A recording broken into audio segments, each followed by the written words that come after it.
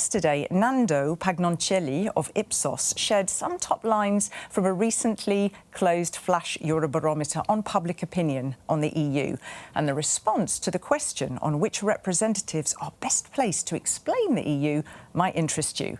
22% said regional and local political representatives. I don't think you'd be surprised. 20% said national representatives. 17% said MEPs. And 15% the Commission. And one other interesting response was this. Whilst trust in the EU came in at 65% of people feel positive, they have trust in the EU, when it came to the question of how people considered the effectiveness of the European Green Deal, 47% were positive, 46% were negative. Is that because they don't know so much? Is that because the expectations are so very high? Who knows? But I wanted to put that to you since I know that some of you will be focusing exclusively on that, and the jury was out, so to speak. So let me start by asking Jaime Duguillo to kick things off from the point of view of the European Parliament. And I'd like to ask, in a cool 90 seconds, changing communication, communicating change. What has that meant for you? What does and has it meant for you from an institutional perspective in the last couple of years? And if you want to ally it to one, two or three of the themes, of course, perhaps the democracy one, then I invite you to do so. Thank you so much. I hope you can hear me. First of all, thanks for the invitation. Congratulations for this very successful Europcom.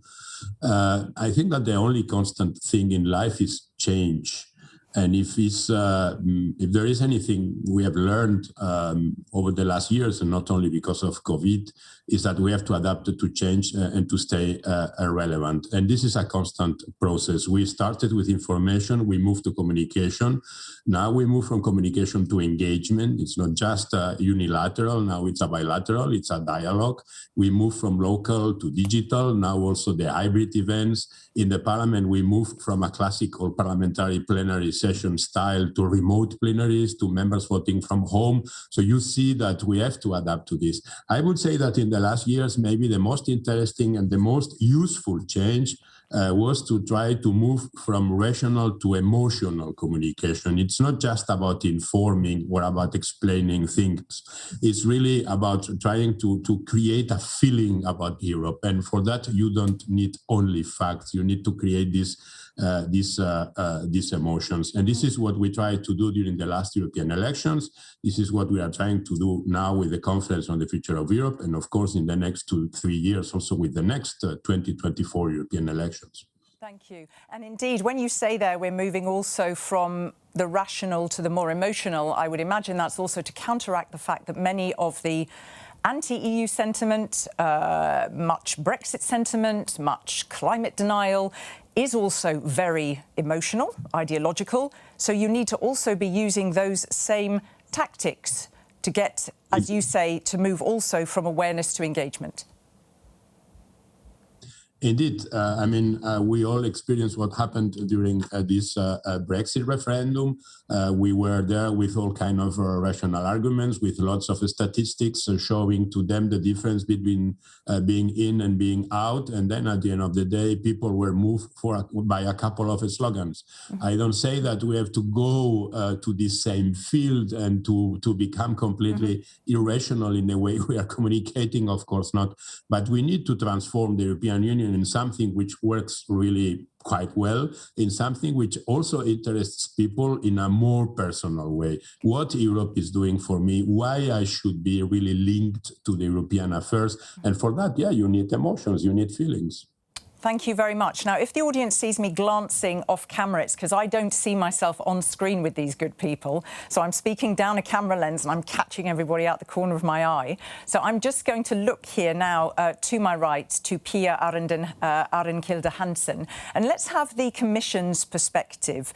How has communication been impacted? How has it changed? And as relates to the three themes, what's been going on? Thank you, Katrina, and again, also from my side, congratulations with this very, very insightful Europcom engagement. Jaume has already put this at the heart of the change that is going on. But I also think we need to change our communication to reach and indeed engage more people on the changes that need to take place in society. And a fresh example I would like to mention is a partnership that we have concluded very recently with UEFA, the Football Association, the European Association. We did this video clip featuring the EU brand, our flag, and also, you just mentioned it, Katrina, the EU Green Deal, the hashtag. Mm-hmm. And what we are trying to show here is in a language that football lovers get, mm-hmm. That every trick counts to protect the climate. Mm-hmm. Mm-hmm. And so it engages the viewers to come up with their trick. Okay. And then around the pitch itself, you will also see both the flag and indeed the hashtag appear.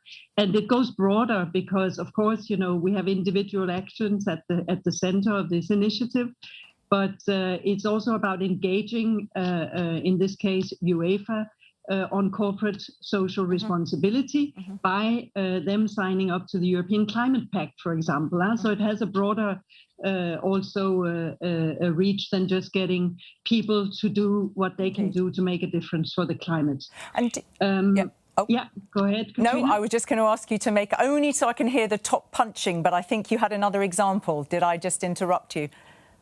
No, I just wanted to be a little bit clearer about what it means, because it means reaching millions of new people who perhaps have not engaged so much in the past on Europe across 57 countries and brand new audiences getting, and that matters, of course, in a period with tight communication budgets also, getting great value for money, as it were, because we get access to TV viewers in a way that is sometimes, and very often, I would say, difficult for political and certainly European institutions. But so don't you part also, of our EU Green Deal communication, a huge effort to bring about social transformation, and that's what it's about, isn't it? But you also get to change your profile, do you not? I mean, I've actually done some years back with ECHO. I did a campaign with UEFA and it was particularly successful. It was around humanitarian aid, so it was pinned onto World Humanitarian Aid Day, and it was. You get to change, you are often stymied by having a profile that's, I don't know, the Commission, the institutions, let's use that word because we're at the end of the day, old fartish. You know, it's nobody's fault, but that's what you are stymied with. So it's great to be able to use a wider platform, not least because UEFA itself, I know, isn't it, the next World Cup is going to be the most green ever. So they are doing a lot of their own efforts there anyway. Yeah. Is that correct? That's the plan, for sure. OK. Hold that thought. I will invite you back. I'm going to turn now to the Council of the EU. Can I invite Reo to join me now? And the same question to you. You know, what has this theme meant for you? You know, we've got a lot going on in recent time, the Green Deal, we've got COVID, the digital transformation, which is certainly not recent. What has that meant for you from an institutional perspective? And let me allow you to extrapolate on any of those themes. Well, thank you very much for inviting me. I think if I look at it from the perspective of professional institutional communication, I think the change that we are in the middle of is really about digital transformation. Digital transformation, it goes fast, it goes deep, and it goes far, and we are definitely only at the beginning of it. This process has already started to challenge and will continue to challenge the organizations, entire organizations, our institutions, change how we work and change how we view work. First, I think more than ever in this digital era, data has become king. When you have to develop new means, better means of listening to your audiences. We all like to talk about knowing thy audience, but do we really know what they want? Do we listen to them? And when we do listen to them, how do we learn what they really want to say, what they need to say, and what they're telling us? And then in digital era too, and in particular, because of social media, communication has become quite a lot about collaboration and sharing. And when it becomes sharing and collaboration, you cannot really control the message in the old ways, can you? And this is in particular true for the EU and how we communicate the EU in a multilingual environment. Yeah.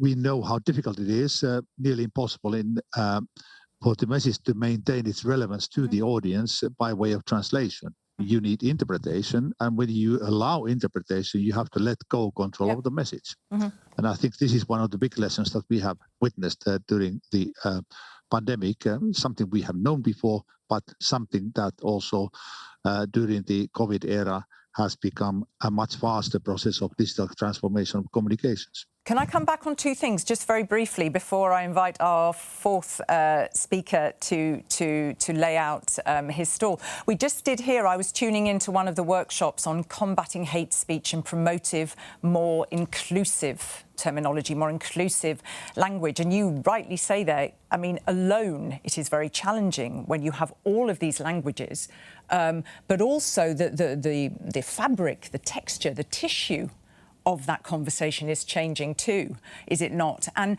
on the back of that, just to come back, that's a comment. On the back of that, we heard from Dominic Roche yesterday in the whole digital domain. There was a lot of interest from the audience.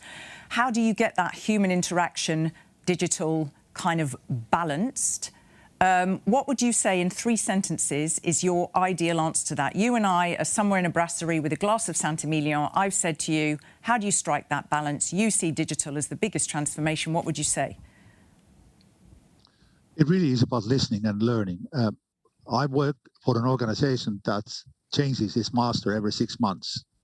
From Portuguese to the Slovenians to the French and beyond.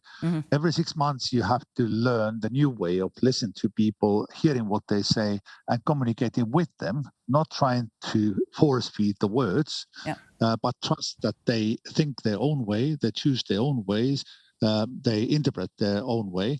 And at the end of the day, we all want pretty much the same things. Thank you so very much, and thank you for being so beautifully concise. I will be inviting you back. I'm going to move directly on now to our lovely speaker from the Committee of the Regions, Pietra Bliskowski. I think, as I believe, you are going to share your thoughts more on the theme of democracy and how very much it links to these citizen-led series of debates and discussions, the Conference on the Future of Europe, which has come up again and again throughout this event. Am I right in saying that by spring next year, the conference is supposed to reach conclusions and provide some guidance? Have I got the next step right on that? Thank you very much, Katrina, and thank you for having me. Congratulations for this event. Yes, from the Committee of the Regions perspective, I think our key focus in the COVID time and beyond is the democracy and outreach. I would underline those 2 things. You mentioned that people are sometimes losing trust in what Europe is doing. That's why we think in the Committee of the Regions that it should not be Brussels only who speaks to people, but we should go beyond 1 million elected people. This is our slogan. Our committee tends to represent these 1 million elected people, and they are fantastic people. They have trust of the citizens. I think we do not only need to speak to the people, but we need to listen. And who better can be than the mayor of the village or the city or the region who lives with the people? If we speak about buildings, or energy, or buses, or rural areas, these people are fantastic messengers. So concretely, we are very active in the conference. We have created a network which is reaching out to the 1 million elected people. We do it together with other institutions, with TIA, and with the parliament. We are creating a synergies, which is great. I think we should speak one Europe. There is one Europe in the end. And I would also underline the fact that we also need to speak in a modern way. So all the digital and all the surveys, all the platforms, this is very important on how. So messenger is important and engaging with people. in the local is very important for us. Thank you. Can I just, while you're with me on screen, have you read the book, that famous book, If Mayors Ruled the World? Because it comes to mind when you say that. I'm a big fan of mayors because I've had the privilege of, well, through Eurocities, of talking to a lot of them. And I do remember a really nice comment a few years back that the mayor of Mechelen told me when I was at an event and he was on a panel. And I said to him, it must be very difficult when you have to balance a lot of competing interests, people pushing you, whether it's, the local community, whether it's business, whether it's, local authorities. And he said, you know what, Kat? He said, whenever I go into a meeting with that number of diverse stakeholders, I give myself permission before I go in. I say to myself, I'm going to come out with one smidgen of my opinion shifted. And he said it has made a whole world of difference. So I don't know, in the spirit of talking communication change, and what we heard from Reo, instead of really listening, as he said, we've got new masters every 6 months. That's always been with me, that nice little anecdote. Thank you. I will come back to you. I'm going to move directly on to Gianluca Brunetti, the SecGen of the European Economic and Social Committee. And the same question goes to you. We've heard all about the importance of emotion. We've heard about the digital domain. We've heard about the move from awareness to engagement. We've heard about teaming up with these big players that have such a big social profile like UEFA. So what can you tell us about how communication has been changing for you and what's been happening in recent times for your institution? Well, thanks a lot for the invitation, first and foremost. For us, we've been impacted by the COVID, I would say, in terms of communication in a positive way. Because moving beyond what are the traditional online tools, we made a widespread use of webinar, podcast, and another form of online communication to reach out to bigger audience, which for us are the civil society organizations. Trade unions, organization of employers, organization belonging to the third sector. And I will give you three concrete examples. First, we had an online edition of our Civil Society Days in spring last year, in which we managed to engage with a very larger audience compared to what we could have had had we organized the physical meeting. Secondly, we have also a project which is called Civil Society Against COVID-19, which shows different stories on what civil society, including our members, our associations, have done concretely to combat the consequence of the pandemic. And this is also a way that through communication we can co-create solutions. Because the engagement, once again, is important. And what is also important that we are trying to move in this way is to involve young people as actors that need to be, let's say, those who are at the beginning of the change towards a greener planet. And we organized in March our youth event for teenage students all over Europe, and also launched this series of roundtables. So for us, what is important is to reach a wider audience, give civil society organizations the opportunity to co-design the future and show how these elements of the participatory democracy can really bring added value to the European project.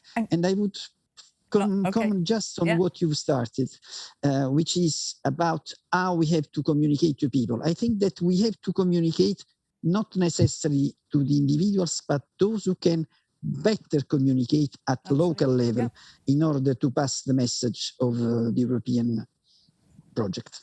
Absolutely. And just before I lose you and come to our representative, our lovely speaker from the OECD, just very quick response. You know me, it must be the words I use the most. Quick response, in a nutshell, 2 sentences. Do you have yet, because I personally think, having run way back some comms campaigns for both the Parliament and the Commission when I first came to Brussels, that there's a lot of creative stuff out there that really tries to reach, very diverse audiences. Measuring impact is very complicated. It's been something that our audience in a poll I ran said, that can be a challenge. It was looked at in one of the workshops.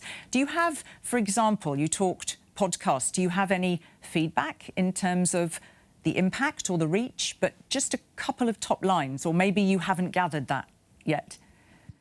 I would say not enough for the time being. We have to work on that, because if you want to communicate, you have to know your target. Yeah. And this is, I think, this is one of the weak points that we have at the level of all institutions. Okay, interesting. Thank you, and thank you for being so honest on that point. I will lose you momentarily backstage, and I will ask for Elsa Pilichowski, who is the Director for Public Governance at the OECD, to join me. And just a slight sort of rejig of the question. From the OECD point of view, how do you think communication can better strengthen democracy?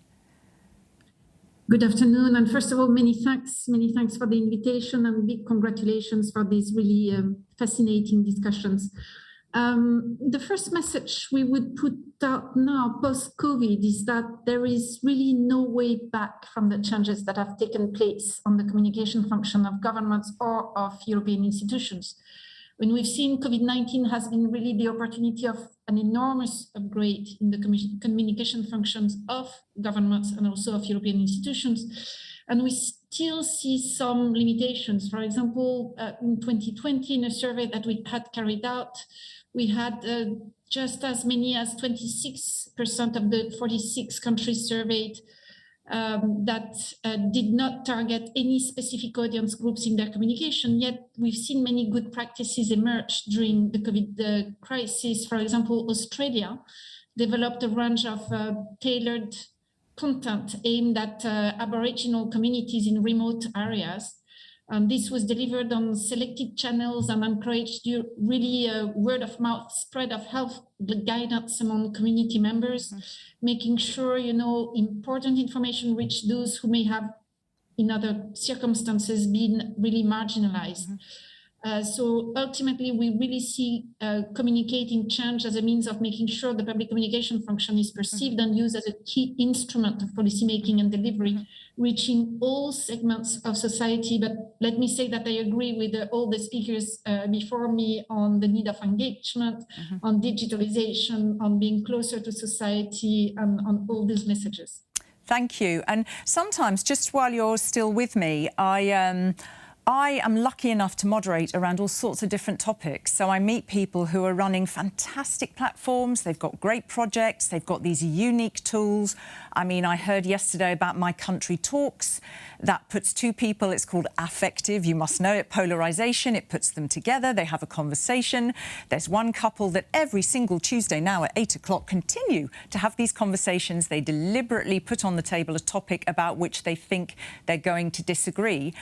But how much of these tools and platforms do you recognise get replicated? Because you just gave an indication of something in Australia. Sometimes, and I think the EU struggles with this too, there's a lot of great stuff going on. That's the beauty of the EU, about how you can replicate things. And sometimes, whoa, it can be hard to get it out there. We're privileged in this bubble. Yes, of course, and we know that we need we need to elevate key levers to really elevate the public communication function. We need to empower it. This requires, setting appropriate mandates and strategies in the countries. We need to institutionalize and professionalize communication. This means, equipping the function with sufficient financial resources and human capacity, including, of course, the necessary digital skills.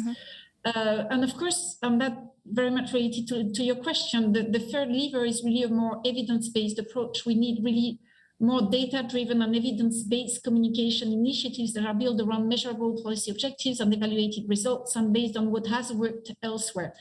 What I'm trying to say here is that we need to invest heavily in the communication function so that the good practices can be replicated further. Yeah, absolutely. And evidence, and you are echoing there, I think, what Gianluca was saying. He said, listen, sometimes, Kat, just kind of ascertaining who's the audience, who it's going to, have they been reached, and being able to analyse that in a very scientific way, that can be, there is only a certain amount of resources one has in comms. Where does one deploy that? So I don't know if, thank you very much. I'm not sure if the technical team can invite all 6 back with me, because just before I'm going to do two things. I'm going to take the iPad so I can see if there's any questions come in, and I'm just going to ask momentarily before I launch a second round, and you know what that question's going to be. It's much more about sort of communicating change going forwards and how you see some of the trends, some of the strategies, some of the challenges. I just want to ask any of you, do you have any comment to make, response, question for one of your peers? Because I don't know who it was that said, was it Rayo, that the important thing, or maybe it was Pietra, is also that as the EU with its institutions, there is coherence, there is that united voice. People look to the EU for reassurance, for that genuine added value dimension. So anything that you want to comment on, a colleague, or pick up on, or reinforce, or you've been so terrorised by me into sticking to 90 seconds, you do not dare come back. Yes, Pia is smiling. Yes, we're terrorised. OK, so I'm going to come back to our gentleman from the Parliament, to Jammeh Duke, if I may, and ask you that second question. And, of course, what does all of this mean in the next decade? You talked a lot about that shift, sort of much more in the kind of the fabric of the communications. There is huge expectations around the European Green Deal. There are the pros and cons of the digital transformation. There is the misappropriation of even the word democracy sometimes. We heard some shocking statistics around disinformation and the intent to harm through that, and misinformation yesterday and today. So what's there? What's at stake in this coming critical decade from your perspective? Yeah, thank you. First of all, maybe answering to Rayo, coherence is maybe easier in other institutions. In a parliament, what you need also is to show diversity and to show what's the real nature of a parliament, a place where different ideas will always be accepted and debated. Yep. But of course, at the end, the result must be coherent, and we have to show to the citizens the real sense of what we are doing.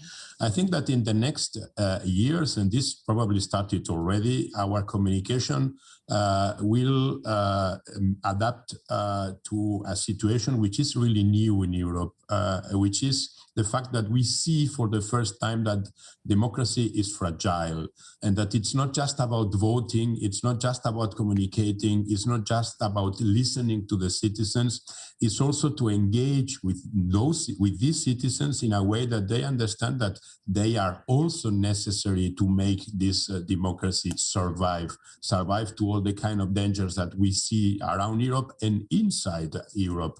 And for that, we probably need, again, to work together. I mean, democracy is essential for a parliament, and at the same time, you cannot imagine this democracy without a parliament. But again, it's not just about the institutions, it's about the citizens. And there, it's not just only about voting. It's not something that you ask them to do every 5 years and then you forget them. This is a daily process, and you have to create all kinds of channels to make this participation constant. Look to what's happening now, again, with the conference on the future of Europe. Probably the most interesting side of this conference right now are the citizens' panels, are the fact that for the first time we are really introducing the citizens' debate into the interinstitutional debate. And this is what, at the end, will reinforce democracy. And just in one sentence, I think that in the next years, we will see a kind of binom, Europe and democracy, Europe supporting democracy, democracy explaining why Europe is necessary. Thank you. Just don't go, because two just very quick questions. I'm trying to remember both off the back of that. You just talked about these citizen-led debates, which are critical. As I said before, I have a great privilege to moderate in all sorts of different sectors, and really not just for the EU, predominantly for member states, for business, for the NGO sector, for all sorts. Sometimes when I'm moderating for the Commission, well, actually, perhaps this isn't a question for you, so let's just say for the EU in general, there is the comment, you know, there's not enough citizens in the room. And I always think to myself, actually, it would be brilliant if only they could sit here and see quite what work's going on, quite what vibrancy there is at local level, quite what targeted support there is. That might be, is that something that we could envisage? It's a complicated one. Do you think so? That you would have a sort of a quota of people who might be able, even digitally, to be a part of those big events? I'm convinced this is a little bit as digital after COVID, after the conference of the future of Europe. It will be very difficult to say to the citizens, thank you very much, it was nice. We will maybe invite you for a next exercise in 5 years or in 10 years. I think that if at the end of this process of the conference, as it looks now, we arrive to reach the conclusion that having this established discussion with the citizens is positive, it will stay in a way or in another. And I'm speaking from an institution which was a little bit reticent about it, because of course the members of the parliament are members because they are representing the citizens. So the first reaction was, why I have to discuss with the citizens? I'm the citizen, I'm representing the citizens. But okay, I mean, in these modern times, we cannot simply say, I'm the one who is representing everybody. No, I have to be open to discuss with those citizens who are interested in being involved, in being engaged. And I think that you will see after the conference that in a way or in another, this methodology will stay. Okay. I'm going to say this other question, which I also posed, and I'm going to turn again to the lovely speakers backstage, because I'm going to come to the Commission in a minute. And maybe if it tickles your fancy, any of you, you can come back on it at the end. But very often in the kind of shrieking headlines and the tumult of Twitter and so much being shouted and going on in this polarisation, one has a tendency to think, Christ, it's never been so bad. Now, you all have long experience, you know, in your posts, in your careers. Maybe you can say, you know, at the end, yeah, this is a very particular time. This is a very particular confluence of circumstances, and it does feel, woof, pretty tricky for comms at the moment. Or have we passed through this before and we need to learn a bit or remind ourselves from history? But I'm going to park that, and I'm going to invite, please, to join me our Director General for Communication at the Commission, and pose to you, Pia, you know, the same question. What's at stake, you know, going forward, bearing in mind these themes for your institution in this critical decade?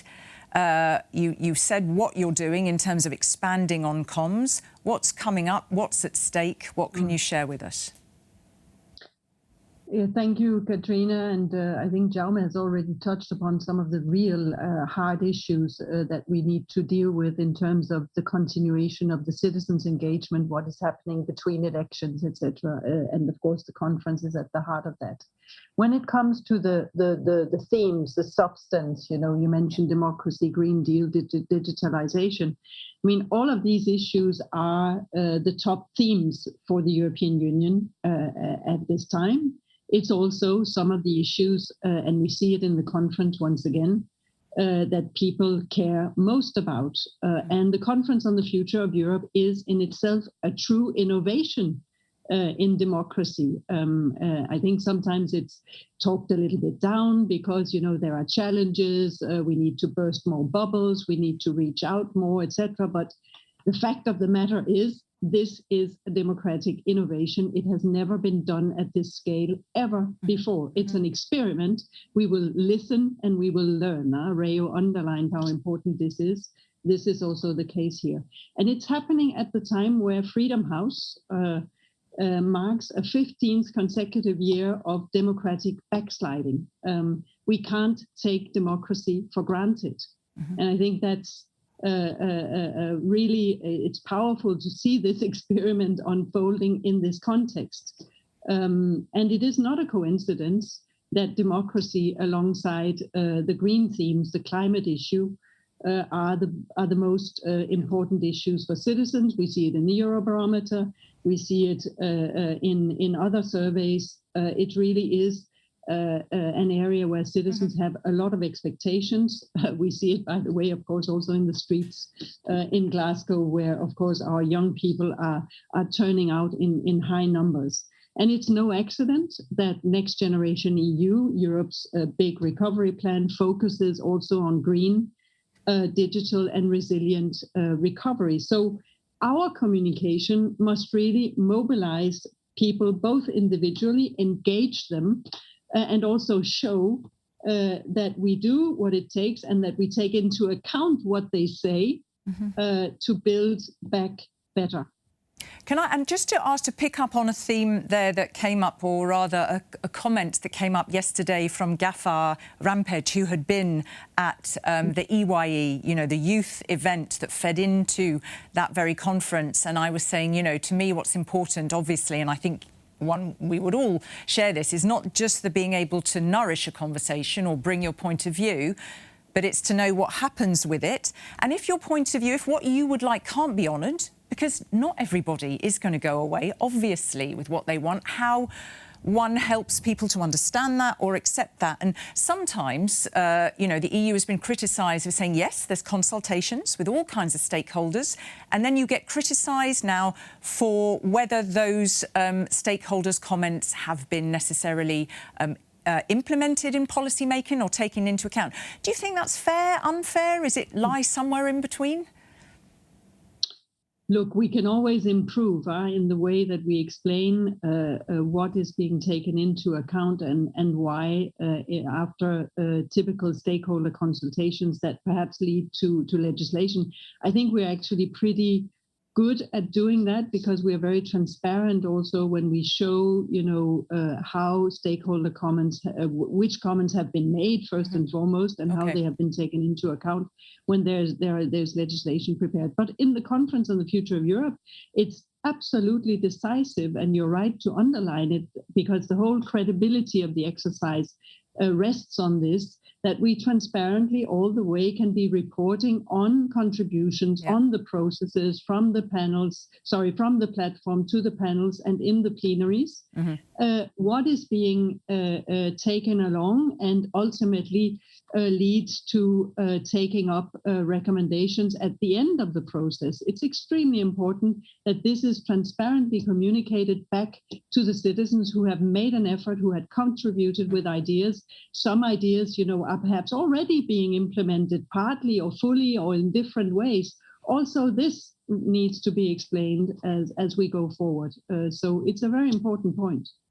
Thank you. I'm going to keep my eye on the time now. I'm just going to check. Right. Now, we don't have to finish bang on, but I don't want to prevail upon you further than past. I'm just checking. I'm the one who's got most of the questions. So can I get through this second round? And then I've got a couple of other things I want to pose to each of you. I'd like to come back now to Rayo indeed. And the same question goes to you.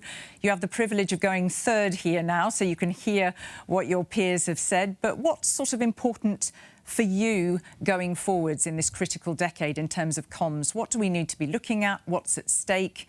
How can the EU better communicate on some of those top issues? Well, I suppose that speaking third after Jaume and Pia, I would never call it a privilege. It's more like a challenge. So many of the things that they have said, I agree with. And then there are things, because our jobs are different, our institutions are different, there are things that we are bound to disagree. But we discuss a lot, and that's a very good thing. For the Conference of the European Union, under the heading of democracy, as we discussed here, I think it's still yet to prove its worth to larger audiences in Europe. It is innovative, no doubt about that. It is unique, first of a kind. Is it known to masses outside the bubble? Not yet. Media hasn't really discovered it yet. And before it does, and before the government step in and start doing their work in terms of discussing, engaging their citizens, I'm not sure how much the excellent efforts of the institutions can really bear fruit. Time will tell, and that's the great thing about time. It just goes on, and we will see what it brings with us. Digital and green undeniably are the big challenges. There are policy challenges, there are also communication challenges. And when I look at communication challenges in the digital era, one thing where we are going to be challenged with is a question of how does one measure success? We all know this thing. Those of us who are sitting in the top of the food chain, so to speak, that somebody working for you comes to you and says, "Is this good?" And then you say "good," and then they are pleased because the boss says "good." But that's not the measure of success. In a digital era, you have to invest in data and analyzing data. Reading data is not that difficult. I don't agree that crunching numbers is difficult. It's not difficult if you know the means. What is really difficult is how to define the success criteria honestly. Mm-hmm.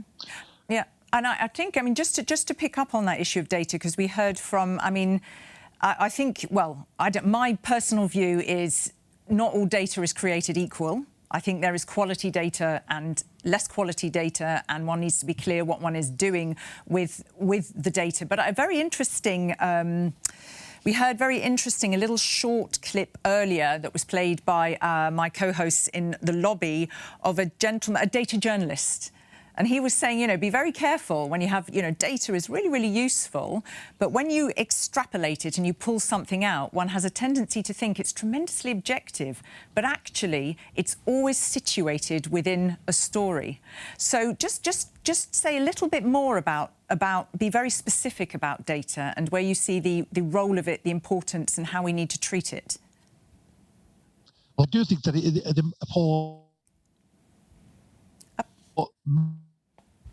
somebody doesn't want you to answer that. Some algorithm floating around doesn't want you to...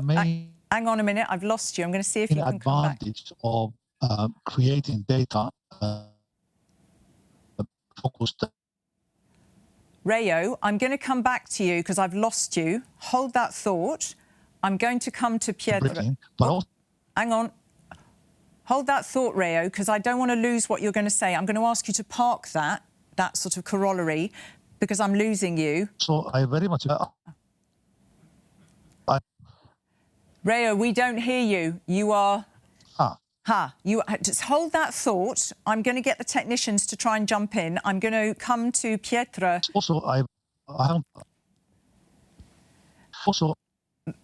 Hang on a moment. I'm going to ask you to park that thought. I'm going to ask Pietro to join me and ask him, from the perspective of the Committee of the Regions, what the challenges are going forward, particularly because there is such onus on the Committee of the Regions with its proximity to citizens. Perhaps to just cite two examples of where he thinks that the communications gap with citizens can be improved. And I will come back to Rayo afterwards. Go ahead, Pietro. Katrina, yes, before let me start with one philosophical thought, kind of a dream. You were asking in 10 years what could be our, let's say, achievements or what we should concentrate. I would be very happy that we would be able to address within the next 10 years to eradicate the they and us talk. Mm-hmm. Because I hear it everywhere. If somebody speaks about something bad in Europe, they say they in Brussels.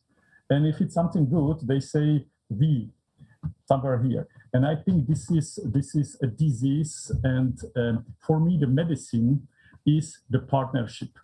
Let's say the principle of partnership. We in the Committee of the Regions, we are always advocating this principle, be it related to money, recovery plans, or agriculture policy, or COVID measures, whatever. We always say, give us a say, and then we are on board. Mm-hmm. And then we tell you what we need, and then we are ready to implement, and then the partnership for us is the medicine. Mm-hmm. Two examples. You were asking me examples. The EU Councillor Network. We started this together with the Commission and together with the Parliament in May this year, and the ambition is to invite all the municipalities and regions in Europe to participate in a network. Imagine how important network we can create. This, for me, would be a fantastic communication tool, but it should be a two-way street. Not we telling them what's going on in Brussels, but also they telling us what's going on in their place, and we should also tell them how we deal with their problems. Second example, local dialogues.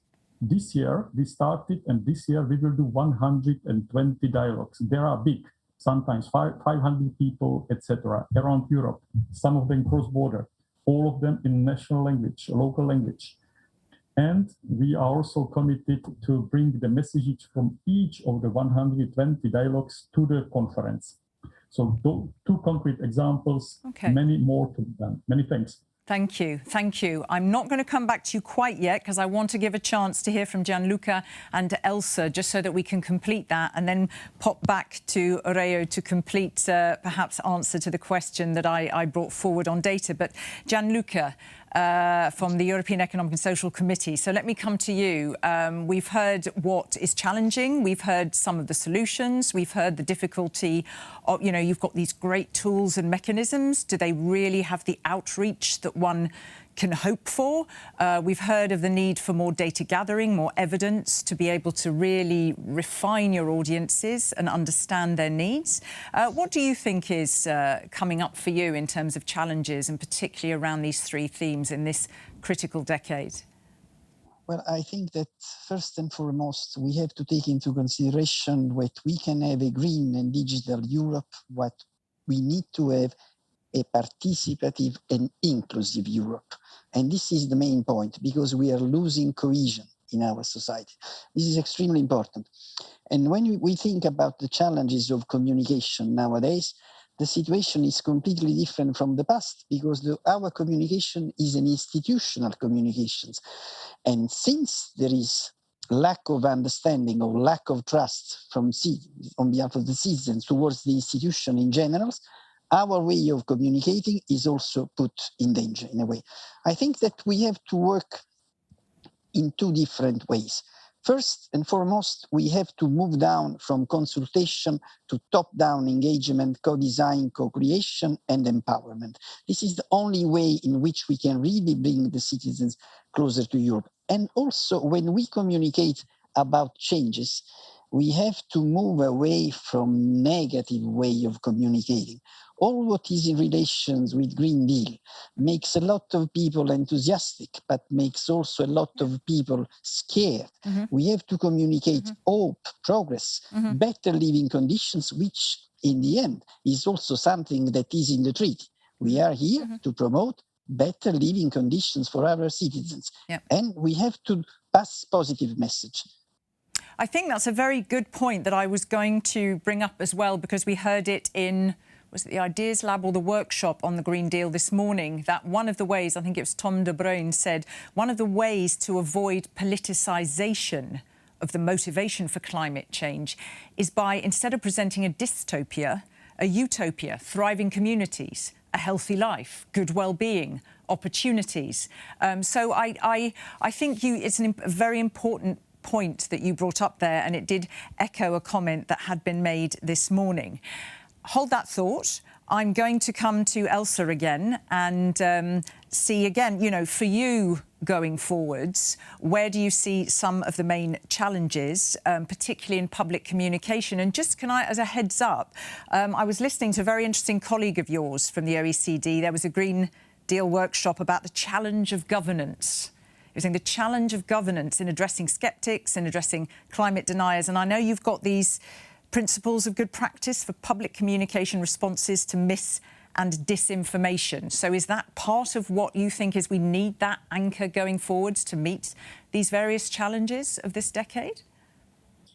Yes, absolutely. First, I mean, let me say we have a big public communication report coming up that looks at really state-of-the-art communication in 46 countries. I think that's coming up in February 2022, including also some principle on mis and disinformation from a public communication point of view, and also large amount of work on mis and disinformation.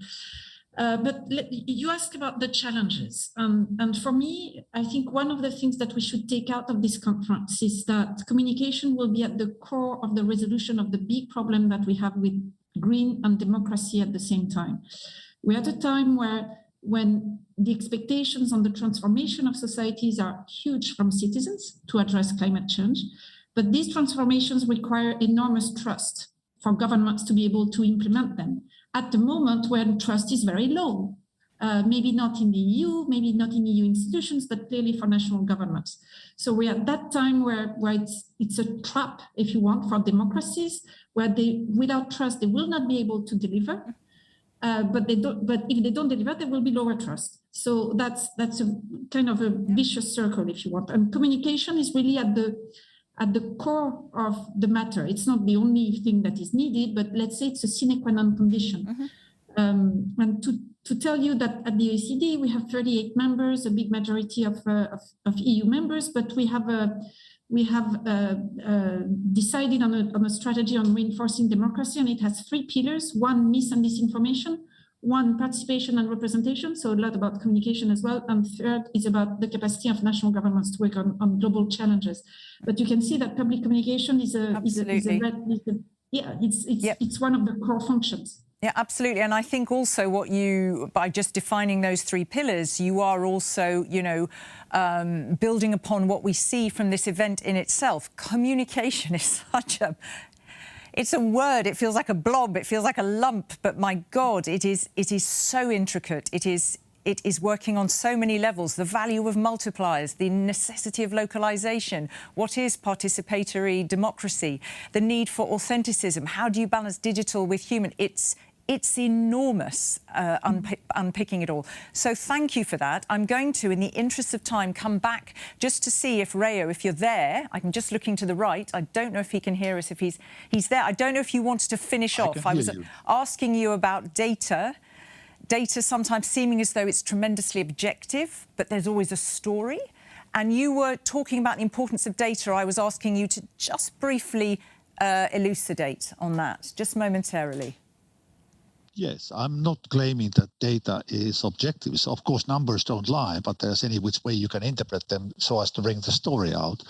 I was more talking about the fact that one of the biggest challenges for all of us who have experience of running political communication campaigns or projects is accepting failure. Accepting the fact that when you are driven and allow yourself to be guided by numbers, you cannot, by definition, always succeed. Yep. But what you can always do is be honest in how you define those objectives to start with. What is your success criteria? Do you have the relationship with your political leadership that allows you to have an honest conversation about failure and the lessons to be learned? Yep. And I think that we have a long way to go there, at least based on my own very subjective experience of having worked in 3 institutions of the European Union and 1 national government. Okay, thank you. And please, may I just please, I wasn't attributing you saying data is objective. I was bringing up something that a data journalist said, that there is this, can be an assumption by people that the minute you've got a piece of data or a figure, it's subjective, there is always a story behind it. So I wasn't attributing that to you. Right, before I come to a last round, whether it's a quote, I'd like to ask you for your favourite quote on communication. And if anybody wants to just pitch in and say, yeah, this is a particular time, or no, I've seen it before, or it echoes X, Y, Z, or my grandmother said, whatever. But just before that, we have late in the day. So if you can stay with me, just let me know, raise your hands if you're able to stay another just 6 or 7 minutes, because now I've suddenly got a rush of questions. Okay. So one for the, let's read a few of them out. Here's one for anyone to reply to. What do you see as the main processes causing polarisation? And if we move from this rational to emotional, as a society, as we heard from Jaume Duc at the beginning, and do you expect polarisation to increase, at least in the medium term? That's a question. So what are the main processes causing polarisation? Are we going to see a rise in that? Here's another one. So I'm not going to ask all of you to answer everything. We don't have time. Here we go. How do we connect or reconnect with the elderly generation? We hear youth, youth, youth. But what about older people who are lost with these digital tools? Hey, we have the demographic challenge, do we not? We've got a very changing society. How do we help those people transition and come along for the ride? So the elderly generation, elderly people, main processes causing polarisation. And then there's something on the future of Europe. So besides the conference on the future of Europe, how can the EU as a whole use digital technology to promote democracy? In other words, is the digitalisation of democracy possible? Perhaps that's something for Rayo, perhaps that's something for, well, I don't mind the Parliament. Do you want to come in, Jaume? I'll keep this in the order just to give you all some airtime in the space we have left.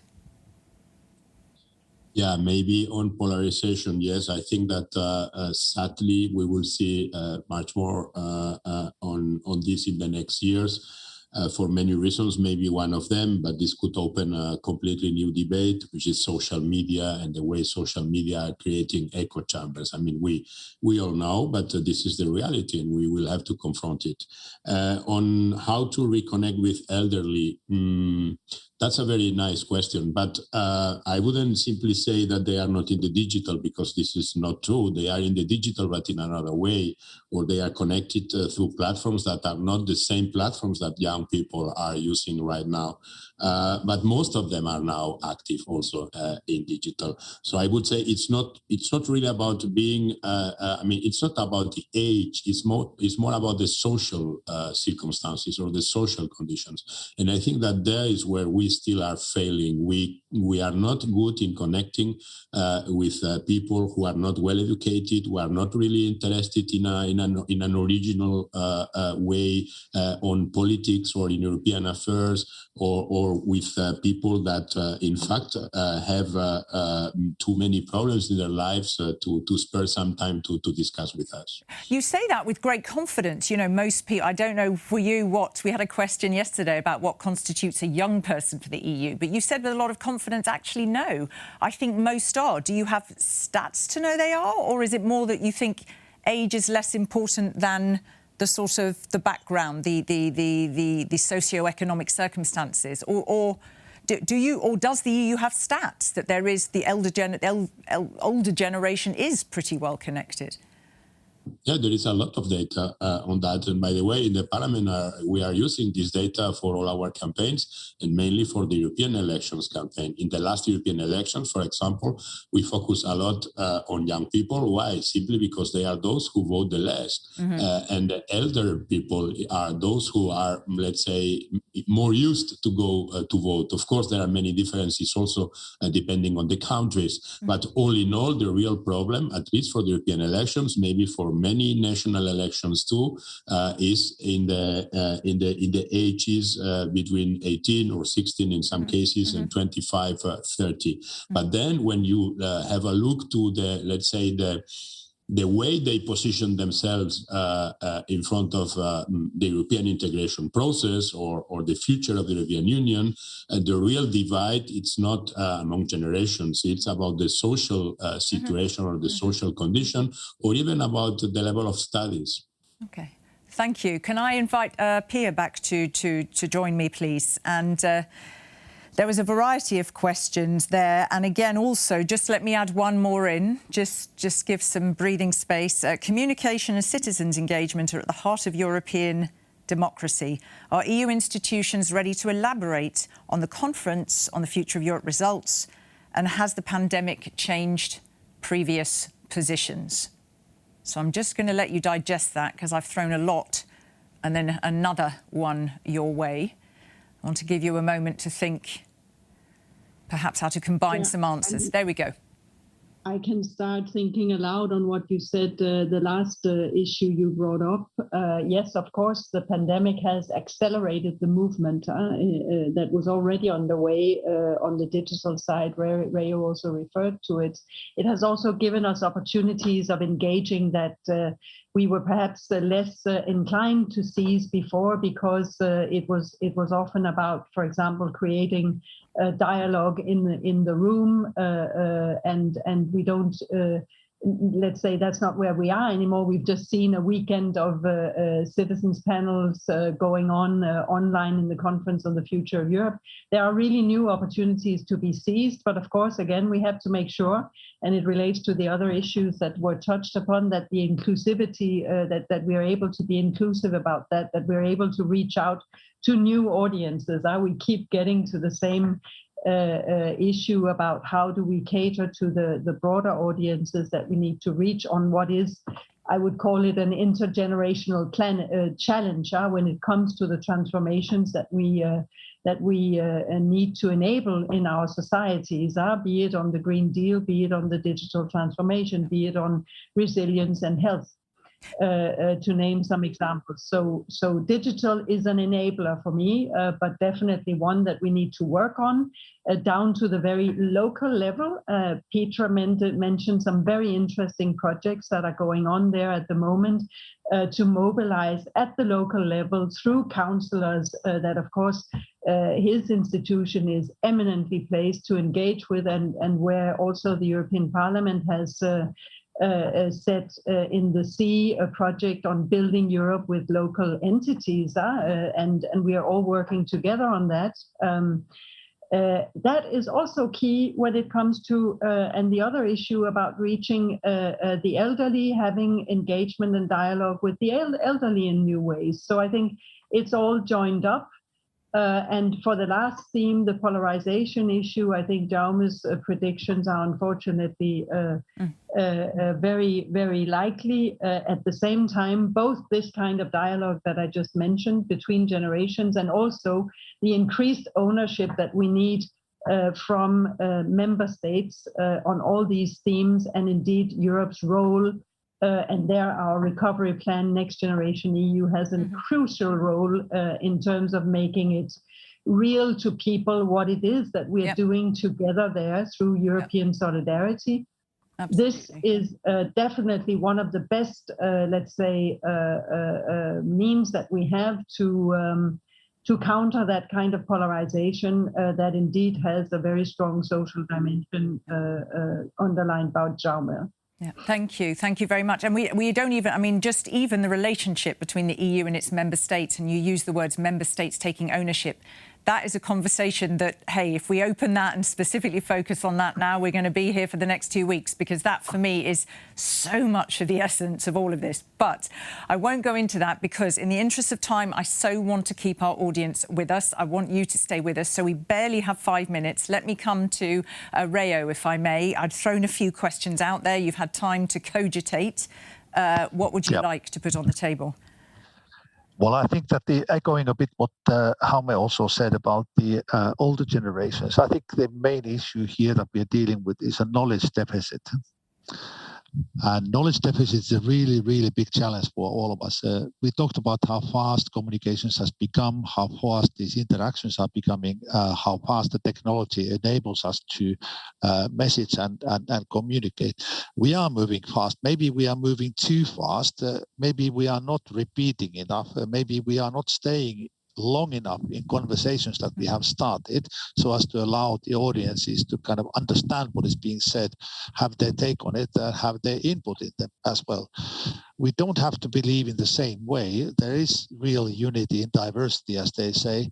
But like Gianluca was saying, I think there is a really importance of maintaining a positive mindset, even if the projects and the innovations that we introduce cause division within the society short term. Maintaining that positive mindset is extremely important, but also slow communication, staying with it. How many times have you met a person who is an educated person that calls the Council of Europe? Yeah. For me, what you say, it's a particular sort of what do you call it, badge of mine, this issue of slowness, because what I do see and what I experience, and I call myself a bit of a Luddite, is that you are so right. You focused on listening. You talked about, really listening to people. You said, our bosses change, we've got different presidencies. It's changing every 6 months. It's so important to listen, not assume, and they're slow. At the heart of so much of this, is it not, is speed. And in some ways, isn't listening, taking time, unpacking all of that, kind of going out of fashion, and people just, we're not making as much time for it. Everything is fast, and that includes the exchange and maybe of if views. You allow me just my last word of kind of a promotion in that regard, we have a major study underway in good collaboration with the European Commission that looks into the way how the EU journalism is changing by way of interviewing and studying the transformations taking place over the past 10 years among the accredited EU media. The results will be out in January, but already now the early indications are that this curse of fastness, if I can put it that way, curse of speed, is also having not necessarily a positive impact on journalism and the way that it communicates the EU.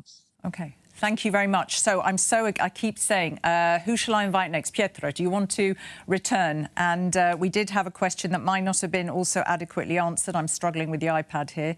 I told you I was a Luddite. How can the EU use digital technology to promote democracy? That was something also that was very much out there on the table. I have a special question for the OECD, so hold that thought, please. I will come and pose that question shortly. But to you, Petra, first in this closing 5 minutes. Just 1 minute. Thank you. Thank you. Katrina, you were starting with the polarization and digitalization. Yeah. Look, Jaime and Pia and Rio, they rightly spoke about the society, old versus young, etc. I would bring a new element into this, and I would put the place element, because a lot of polarization also comes from the place where do you live. If you are in the rich country or poor country, if you reach in the metropolitan region, or if you live in the middle of the rural place, it changes your perspective. Mm-hmm. And I think the cohesion is a value. I think Europe is very good in this, but still the one-fits-all policies which are coming, because those are the policies of globalization, green and digital, those are the policies from the, let's say, global policies. I think what is very important to keep the people from the place where they are engaged. I think we need adjust what we are doing based on the place and the situation. So this would be my idea. And it's got to be a short one. Your adjunct has got to, your corollary has got to be a short one. Go ahead, because I'm just getting messages in my ear to say you need to wind up in not too long, Kat. Go ahead. Digitalization, one word, we need to be innovative. We need to not to do old tricks, we need to do new things. Thanks. Thank you so much. Gianluca, over to you. And then I have a question here for the OECD. It's currently preparing the international report on public communication, global context and way forward. When will it be released? That's an easy one. So, Gianluca, over to you. Okay, I will be very brief because I share almost 100% of what has been said. I think that we have to keep the focus on the moving target of our communication, because people are changing. There is an evolution in the society, there is an evolution in the demography, and we have to bear in mind to avoid the trap of what George Bernard Shaw was saying about communication. That is to say that the biggest problem with communication is the illusion that it has taken place. That's my favourite, and that's the one I was going to cite, but it is a fantastic quote. Can I please invite Elsa back to the screen now? A last comment, and it needs to be super short, and then an answer to the question that came in terms of when that publication, that report is going to be released. Thank you. Thank you. That report is going to be released in February 2023. And the last word, I want to give a word of optimism here on polarization. I think there are a number of institutions working very hard on that, and very hard working on the mis and disinformation, which personally I think is at the core of everything. Mm-hmm. There's a consensus moving forward on the fact that we will probably need also to regulate. We will probably need to, governments will need to step in. It's a complicated issue, but I think there's lots of work going on, and that we are reaching that stage also where citizens, and especially the youth, tend to be more aware also of what's happening. So I am more optimistic about polarization in the future. Thank you. And that's a good, and also just for all of you who, if you're interested, there was a fantastic presentation from Mina Demert of I Am Here International in that workshop on counteracting hate speech, promoting inclusive language, and talking about, this low arousal approach to remain objective, to remain calm and on point, and very interesting to allow everyone to come out of a discussion with dignity. Now, of course, with a disclaimer, if it's completely abusive or dangerous, that's something else. But that is another one, a whole conversation we could sit around a table with a nice glass of wine and unpack. So, Gianluca, you kind of put me to the post with my quote. So here's mine on communication. We have two of these and but one of these for a very good reason. Thank you, Epictetus. Each of you, Jaume Duc, I don't know explanation of the quote, just your favourite quote on communication to take these good people forward into the next kind of phase of their very challenging work in the arena. So over to you, Jaume Duc. We can stay all on screen together. What's your favourite quote on comms? It's one which comes from Thomas Jefferson, who once said, "Information is the currency of democracy." But I would like to transform it or to update it a little bit and say that communication is the currency of democracy.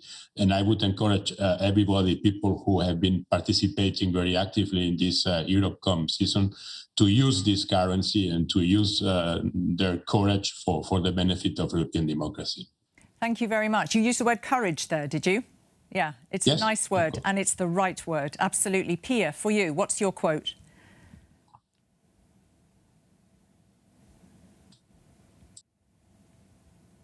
Yeah, there we go. We hear Sorry. You. Yes. Look, I was hesitating for a long time. I'll give you the short one. Okay. It's a Hannah Arendt approximate quote, which is the right words at the right time amount to action. Yeah. And I think that action is needed. Policy communication, they're two sides of the same coin. Yeah. You know, that is no more urgently underlined than what we're seeing at the moment from all the young people in the streets of Glasgow. So I think that that's the quote that I would choose for today. Thank you very much. 15 seconds to each of the rest of you. Your quote, please, Reo. Well, my quote comes from Alfred in Batman Begins. Why do we fall? So we can learn to pick ourselves up again. Thank you. Do you have a Batmobile, Reo? In my plans. In your plans. OK. Can I come, please, to Pietra, if I may? If you want to go fast, go alone. If you want to go far, go together. African wisdom. Thank you very much. Thank you. We've gone from Batman to African wisdom. Do you want another one, Gianluca, or are you going to take that one by George Bernard Shaw?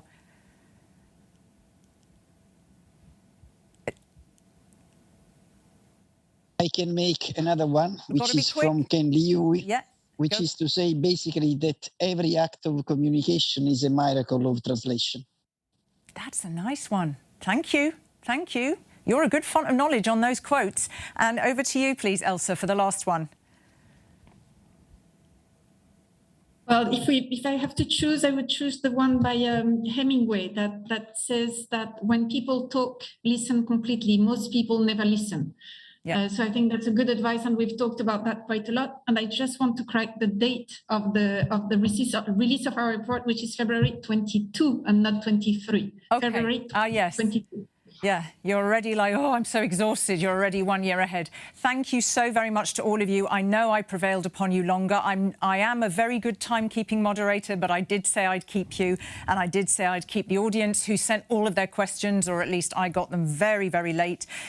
So I do thank all of you, and I can let you take a breather off stage. And it's been so delightful, and I could have had you with me for so much longer to continue the discussion. So thank you for all of your valuable contributions right at the end of this event. There has been so much robust and useful content across this day and a half. And so for that, genuine, heartfelt thanks to the EU institutions for organising and hosting this event. They've been supported by various teams and agencies. Thank you to those two. To my co-moderators, Ella and Alejandro. To the brilliant workshop and Ideas Labs moderators. I've been listening to different moderators in those sessions. It's always brilliant for me because it's so rare to have that opportunity, and I picked up plenty of fabulous tips. Big thanks to our speakers for sharing but a fraction of the content of their considerable brains. To our word wizard interpreters, you are fantastic. I literally don't know how you do it. To the very hard-working technical team, as I said, there is a plethora of equipment and people who are beavering away behind the scenes to bring you a seamless and meaningful event. Now, thank you, of course, to all of you for sticking with us right until the very end and lighting up the comments channels with all of your enthusiasm and fervour. If you missed or want to rewatch sessions, because there's some brilliant stuff, do go to europcom.eu. Those sessions are going to be on there for a long time. And do complete a survey that will pop into your inbox, very short. You do need to complete it because it will ask you what you think about the event, and then you have no excuse if you don't, if you want to shape events that meet your needs in the future. So do be sure to have your say there. Thank you so much for having me. I just say to all of you, keep the comms fires burning, keep inspired, keep enthused, keep well. And perhaps the next time you will all get to meet face to face. But until then, that's it from me, your moderator, Katrina Sichel, at the Committee of the Regions in Brussels. Wish you all a very, very good day. Thank you.